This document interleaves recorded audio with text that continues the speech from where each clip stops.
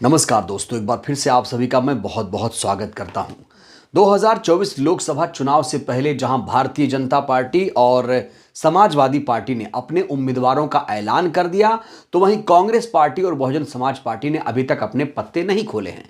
बड़ा सवाल, आखिर बीएसपी अपनी सूची कब जारी करेगी? हर कोई सवाल पूछ रहा है। तो दोस्तों, आज मैं आपको इस वीडियो में बताने वाला हूं कि बसपा ने किन किन लोकसभा क्षेत्रों पर अपने उम्मीदवारों का नाम फाइनल कर लिया है। साथ ही साथ नया समीकरण क्या बन रहा है, मायावती जी इस समय क्या कर रही हैं, इस पर दोस्तों आज हम विस्तार से बातचीत करेंगे और आपको बताएंगे कि कौन कौन से चेहरे बसपा ने तलाश कर लिए हैं और कहां किस तरीके का समीकरण फिलहाल बनाया जा रहा है। पहली सूची दोस्तों तैयार हो चुकी है और रिलीज होने वाली है ये सूची। दोस्तों, ये बात बहुत कम लोगों को मालूम है कि 2019 के लोकसभा चुनाव में बहुजन समाज पार्टी ने अपनी सूची मार्च के महीने में ही जारी की थी। जी हां, 19 मार्च 2019 को बीएसपी ने अपनी पहली सूची जारी कर दी थी। तो जो लोग ये कह रहे हैं कि बसपा ने सूची जारी करने में देर कर दी है, उन्हें ये बात याद रखनी चाहिए कि कोई देरी नहीं हुई है। और देखिए, सूची अगर सारी पार्टियों के उम्मीदवारों के बाद आए तो और ज्यादा उसे अच्छा माना जाता है, क्योंकि दूसरे पार्टियों के उम्मीदवारों को देखकर रणनीति में बदलाव किया जा सकता है और शायद मायावती जी ये रणनीति अपना रही हैं। दोस्तों, इस समय की सबसे बड़ी खबर से मैं आपको रूबरू कराना चाहता हूं। इस समय मायावती जी मंडल प्रभारी और सेक्टर प्रभारियों के साथ लगातार बैठक कर रही हैं। कहा जा रहा है पार्टी ऐसे उम्मीदवारों की तलाश कर रही है, ऐसे दावेदारों को खास तवज्जो दे रही है जिन्हें बीते चुनाव में 2 लाख से ज्यादा वोट मिले थे। इसके अलावा दोस्तों, खबर यह भी है कि बीएसपी इस बार अपने कोऑर्डिनेटर्स को भी मैदान में उतार सकती है और Bahujan Samaj party zonal coordinator को टिकट देने की रणनीति पर भी काम कर रही है। दोस्तों, इस समय बसपा सूत्रों के हवाले से खबर यह भी आ रही है कि यूपी में 80 लोकसभा सीटों में से 60 लोकसभा सीटों पर कैंडिडेट के नाम पर मायावती जी ने अपनी मंजूरी दे दी है, जिसमें सीट समीकरण के लिहाज से प्रत्याशी का चयन किया जा रहा है। तो दोस्तों, बसपा सुप्रीमो इस समय जातिगत समीकरण बिठा रही हैं और कहा जा रहा है कि 60 नाम फाइनल हो चुके हैं। वहीं कुछ लोग ये प्रसारित करने की कोशिश कर रहे हैं कि बसपा को प्रत्याशी नहीं मिल रहे हैं, बसपा दूसरे के बागियों पर नजर बनाए हुए है। लेकिन दोस्तों, ये बात सच नहीं है। बसपा को प्रत्याशी मिल रहे हैं। कहा जा रहा है कि एक एक सीट पर 3 से 4 दावेदार हैं।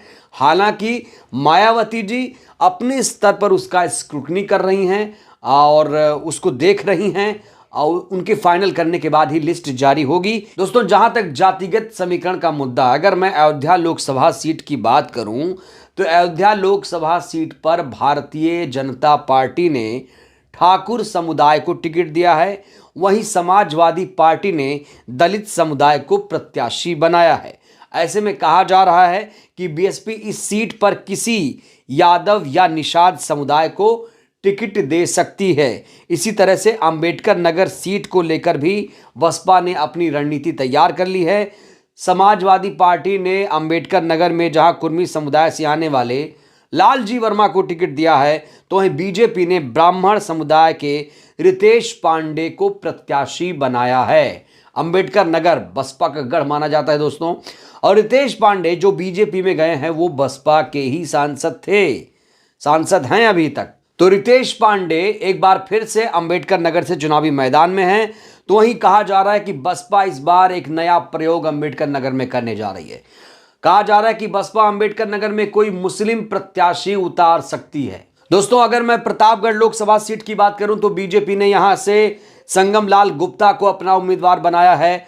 तो वहीं समाजवादी पार्टी ने एसपी सिंह पटेल को टिकट दिया है। ऐसे में माना जा रहा है कि बसपा इस सीट पर मुस्लिम या फिर किसी ब्राह्मण कैंडिडेट पर दांव लगा सकती है।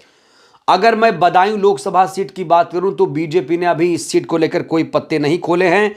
वहीं समाजवादी पार्टी ने बदायूं से अपने चाचा शिवपाल यादव को मैदान में उतार दिया है।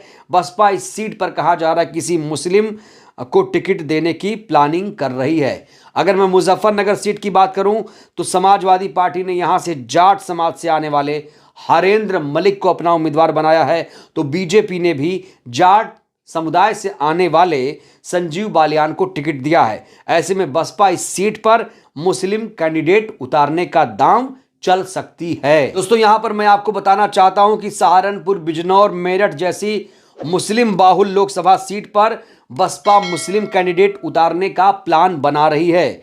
अगर मैं गाजीपुर की बात करूं, गाजीपुर जहां से बीएसपी ने जीत हासिल की थी, दोस्तों गाजीपुर सीट से बसपा किसी यादव या फिर दलित पर दांव खेलेगी, तो वहीं फर्रुखाबाद सीट से यादव और मुस्लिम दोनों फॉर्मूले पर विचार विमर्श किया जा रहा है। तो दोस्तों प्रतापगढ़, मुजफ्फरनगर, अयोध्या, अंबेडकर नगर, अमरोहा, सहारनपुर, बिजनौर, मेरठ, गाजीपुर, फर्रुखाबाद को लेकर जो रणनीति है वो तैयार हो चुकी है। लगभग टिकट फाइनल हो चुका है और 3 नाम कहा जा रहा है एकदम फाइनल हो चुके हैं। वो नाम है सहारनपुर से माजिद साहब का नाम सामने आ रहा है, अमरोहा से डॉक्टर महराज साहब का नाम सामने आ रहा है, वहीं अंबेडकर नगर से कहा जा रहा है कि विश्वनाथ पाल साहब मैदान में ताल ठोक सकते हैं। खबर यह भी थी कि वो अयोध्या से ताल ठोकेंगे, लेकिन अयोध्या से कहा जा रहा है कि बीएसपी किसी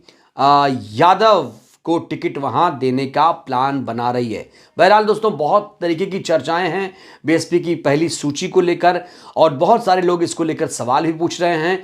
तो जो लोग ये कह रहे हैं कि बसपा ने सूची जारी करने में देरी कर दी है, मैं उनको फिर से बताना चाहता हूं देरी नहीं हुई है। 15 मार्च को कांशीराम जी की जयंती भी है और कांशीराम जी की जयंती के मौके पर या उसके आसपास बसपा की पहली सूची आ रही है। हालांकि 9 मार्च को लेकर भी कहा जा रहा है कि 9 मार्च को एक ऐतिहासिक ऐलान होगा। सोनिया गांधी जी एक बड़ा ऐलान करने वाली हैं। कहा जा रहा है कि दिल्ली की एक टीम लखनऊ में है जो मायावती जी के संपर्क में है और मायावती जी के संपर्क में इसलिए है जिससे वो इंडिया गठबंधन में आए।